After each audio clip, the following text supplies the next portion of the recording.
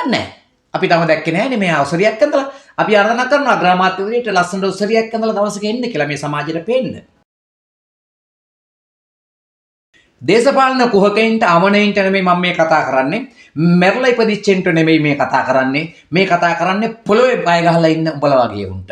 යාළුවව අඳුරනවා, අම්මා තාත්තව අඳුරනවා, දෙමව්පියන් අඳුරනවා, සහෝදරයින් අඳුරනවා, අසල්වාසීන් අඳුරන්නේ උන්ටයි මේ කතා කරන්නේ. දේශපාලන ධාරා අතරේ විවිධ කතාබස් මේ විදිහට ගලාගෙන යද්දි මට ඔයාලට වෙන්න මේ දේ කියන්න ඕන. ගෝඨාභය රාජපක්ෂ ගේන්නට අපි ඔක්කොම විශාල වෑයමක් යෙදුණා. ඇයි යෙදුනේ? හොඳට මතක තියාගන්න.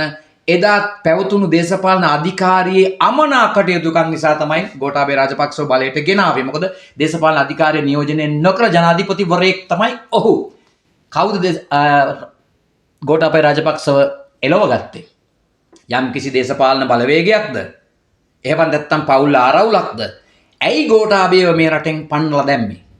ඔයගොල්ලෝ දෙන්නේ ඒකට පිළිතුරු. එයාව පන්නලා දාලා බලයට ගෙනාවේ කවවද? රනිල් වික්‍රමසිංහව.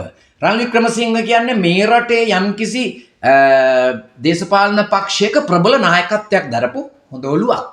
රටට කරේ මොකද්ද කියන එක ඔයාලට පුළුවන් කමෙන්ට් කරන්න. ඉන්න අනතුරුව මේ රටේ බලයට ගෙනාවා අපි සියලුම දෙනා අනුර දිසානායකව. අනුර සහෝදරයව. ඒගොල්ලන්ගේ භාෂාවෙන් කියනවා නම් මොකද මේ සියලු පක්ෂවලට දීලා 103ක හිටපු මාලිමාව ජනතා විමුක්ති පෙරමුණ මේ රටේ බලයට ගෙනාවා මේ නරඹන ඔයාලා හැමෝම. ඔයාලගේ ඡන්ද ප්‍රතිශතය තමයි මෙයාව බලයට මේ විදිහට ඔසවා තැබුවේ. මේ රට කරන්න ලේසි නැහැ. මේ රටේ හැම තැනක්ම දූෂිතයි.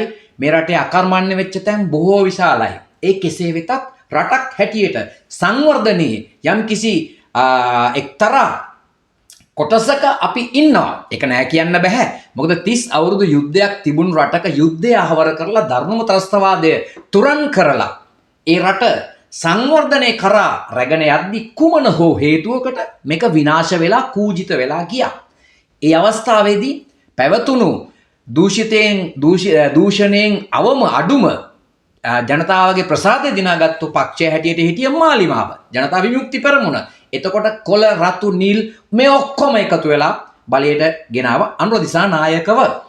එතකොට අද බලයේ ඉන්නේ කවුද? අනුර දිසානායක. අනුර දිසානායකට දෙනවා විශාල වගකීමක් මේ තුල කරන්නට.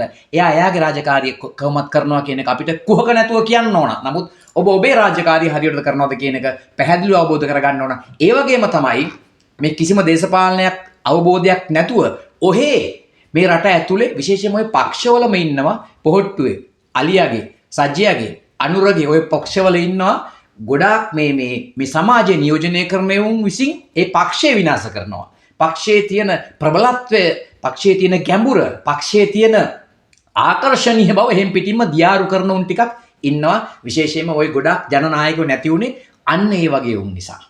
ඒ නිසා අනුර කුමාර දිසානායක ජනාධිපතිවරයාගේ භූමිකාව හරියට කරන් යනවා කියන එක අපි කියනවා. හැබැයි ඒ වටා ඉන්න අනිත් අයගේ රාජකාරිය නිවැරදිව ඉටු වෙනවද කියන එක අපි දන්නේ නැහැ. මේ අපි ඔක්කොම රටේ අයිතිකාරයෝ. මේ රට වෙනුවෙන් වග කියන්න ඕනේ වුන් නිසා තමයි අද මේ කතාව මම කෙරුවේ. අපි බලමු ඉදිරියට කුමක්ද සිද්ධ වෙන්නේ. ඉතින් හර්නික දෙනිමයි සිරිමාවගේ ඔසරියයි බොහොම ජනප්‍රිය මාතෘකාවක් වුණා මේ දිනවල.